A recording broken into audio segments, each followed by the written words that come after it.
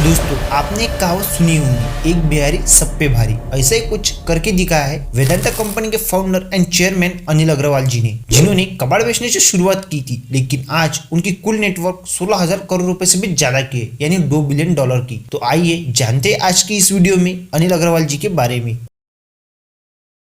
दोस्तों, अनिल अग्रवाल जी का जन्म साल 1954 में बिहार के पटना में हुआ था और वो भी एक मध्यवर्गीय मारवाड़ी परिवार से ताल्लुक रखते थे, जिस कारण उनका बचपन भी एक आम भारतीय के बच्चे जैसा हुआ। उनके पिता पटना में एक छोटे लेवल पर एल्यूमिनियम कंडक्टर का बिजनेस भी करते थे। घर में ज्यादा पैसे भी नहीं थे, लेकिन सपनों की भी कोई कमी नहीं थी। अनिल अग्रवाल जी बचपन से ही कुछ अलग करना चाहते थे। उनकी स्कूल की पढ़ाई भी ठीक ठाक चली, लेकिन उन्हें हमेशा लगता था कि किताबों से ज्यादा तो उन्हें जिंदगी सिखा रही है। 16 साल की उम्र में उन्होंने पढ़ाई भी छोड़ दी। इसी फैसले पर कई लोगों ने उंगलियां भी उठाई, लेकिन अनिल अग्रवाल जी को पता था कि वो कोई आसान रास्ता नहीं चुन रहे, वो अपना खुद का रास्ता बनाएंगे। जिसके बाद वो मुंबई आ गए। जेब में ज्यादा पैसे नहीं थे, लेकिन आंखों में सपना और दिल में जुनून था। शुरुआती दिनों में उन्होंने अपने चाचा की मदद से एक स्क्रैप मेटल ट्रेडिंग में काम करना शुरू किया। ये कंपनी पुराने तार, मेटल और मशीनों का कारोबार करती थी। यही से अनिल अग्रवाल जी को धातु की दुनिया से भी प्यार हो गया। उन्होंने देखा कि कैसे स्क्रैप मेटल को दोबारा उपयोग में लाकर बड़ी कमाई की जा सकती है। उन्होंने धीरे धीरे मेटल ट्रेडिंग का गहरा अनुभव हासिल कर लिया और फिर खुद की छोटी सी कंपनी शुरू की।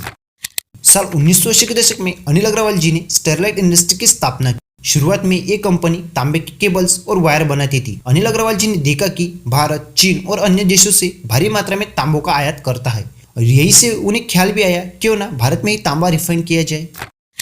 इसके बाद साल 1993 में भारत की पहली निजी सेक्टर की तांबा स्मेल्टिंग कंपनी की नींव रखी। ये काम इतना भी आसान नहीं था, क्योंकि सरकार की नीतियां, लाइसेंस की दिक्कतें, पॉलिटिक प्रेशर, हर दिन नई चुनौती का सामना भी था। लेकिन अनिल अग्रवाल जी का आत्मविश्वास एकदम अगणित था। और दोस्तों, स्टरलाइट इंडस्ट्री की सफलता के साथ ही विवाद भी शुरू हो गए। पर्यावरण को लेकर कई बार कंपनी पर सवाल भी उठे, जैसे तमिलनाडु के तूतुकुड़ी में स्थित स्टरलाइट प्लांट को लेकर प्रदर्शन भी हुए। सरकार और जनता के विरोध के कारण कंपनी को प्लांट भी बंद करना पड़ा, लेकिन अनिल अग्रवाल जी ने हार नहीं मानी। उन्होंने हर कानूनी लड़ाई लड़ी, सुधार किए और फिर कंपनी को पटरी पर लाया। उन्होंने साफ कह दिया कि मैं कोई संत नहीं हूँ, लेकिन मैं एक जिम्मेदार उद्योगपति जरूर हूँ। साल 2003 में अनिल अग्रवाल जी ने अपनी कंपनी वेदांता रिसोर्सेज को लंदन स्टॉक एक्सचेंज में लिस्ट किया। एक ऐतिहासिक कदम था, क्योंकि पहली बार कोई भारतीय कंपनी लंदन स्टॉक एक्सचेंज में लिस्ट हुई थी। ये सिर्फ अनिल अग्रवाल जी की ही नहीं, बल्कि पूरी भारत की भी जीत थी। वेदांता आज दुनिया की बड़ी माइनिंग और मेटल कंपनियों में भी गिनी जाती है। यह कंपनी तांबा, जिंक, लोहा, बॉक्साइट, तेल, गैस और एल्यूमिनियम जैसे सेक्टर में भी काम करती है, जिसके चलते भारत, ज़ैम्बिया, दक्षिण अफ्रीका और ऑस्ट्रेलिया जैसे देशों में इसका कारोबार भी फैला हुआ है। अनिल अग्रवाल जी ने कई ऐतिहासिक अधिग्रहण किए। भारत सरकार से BAL, CO यानी भारत एल्यूमिनियम कंपनी और जिंक हिंदुस्तान जैसी कंपनियों का निजीकरण किया और वेदांता का हिस्सा बनाया। उन्होंने कैरन इंडिया को भी खरीदा, जो कि भारत की सबसे बड़ी तेल उत्पादक निजी कंपनी बन गई।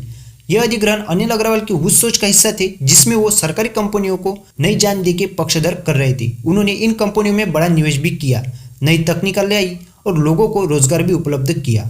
और दोस्तों, अनिल अग्रवाल जी केवल उद्योगपति ही नहीं है, एक समाज सेवी भी है। उन्होंने अनिल अग्रवाल फाउंडेशन के जरिए शिक्षा, स्वास्थ्य और ग्रामीण विकास के क्षेत्र में कई बड़े कदम भी उठाए। साल 2020 में उन्होंने घोषणा की कि वो अपनी 75% संपत्ति समाज के नाम करेंगे, यानी लगभग $1.5 बिलियन।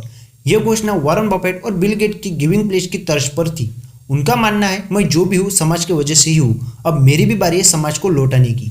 वेदांता को कई बार पर्यावरण, विस्थापन और मानवाधिकारों को लेकर आलोचना का सामना भी करना पड़ा। खासकर ओडिशा के नियमगिरी पहाड़ों में बॉक्साइट माइनिंग को लेकर आदिवासियों ने जबरदस्त विरोध भी किया और अंतर्राष्ट्रीय स्तर पर भी कंपनी पर कई बार सवाल भी उठे। लेकिन अनिल अग्रवाल जी ने कई बार स्पष्ट किया कि उनकी कंपनी स्थानीय समुदाय के विकास के लिए प्रतिबद्ध है। उन्होंने CSR प्रोजेक्ट, शिक्षा, स्वास्थ्य, महिला सशक्तिकरण और रोजगार के अवसर पर भी जोर दिया, जिस कारण अनिल अग्रवाल जी आज भारत के मेक इन इंडिया अभियान के सबसे बड़े समर्थकों में से भी एक है। उनका मानना है कि भारत को प्राकृतिक संसाधनों से भरपूर देश बनकर ग्लोबल सुपर पावर बनने का मौका भी है। वेदांता जैसी कंपनियों के माध्यम से भारत में भारी निवेश हुआ है, जिस कारण रोजगार और टेक्नोलॉजी में बड़ा फायदा मिला है। अनिल अग्रवाल जी को दुनिया भर में सम्मान भी मिला। उन्होंने न सिर्फ भारत को ग्लोबल मंच पर गौरव दिलाया, बल्कि अपने काम से लाखों युवा को प्रेरणा भी दी है। फोर्ब्स के अमीरों की सूची में वो कई बार शामिल भी हो चुके हैं और आज भारत के सबसे बड़े प्रभावशाली उद्योगपति में गिने जाते हैं। अनिल अग्रवाल जी की कहानी अभी खत्म नहीं हुई। आज भी वो नए निवेश, नई खोज और नई संभावनाओं की तलाश में लगे हैं। उनका सपना है भारत को प्राकृतिक संशोधन के क्षेत्र में आत्मनिर्भर बनाना और हर युवा को यह यकीन दिलाना कि अगर मैंने कर लिया तो तुम भी कर सकती हो। तो दोस्तों ये थी अनिल अग्रवाल जी की कहानी। आपको कैसी लगी हमें कमेंट बॉक्स में लिखना मत भूलिएगा और चैनल पर नए हो तो सब्सक्राइब कर लीजिए।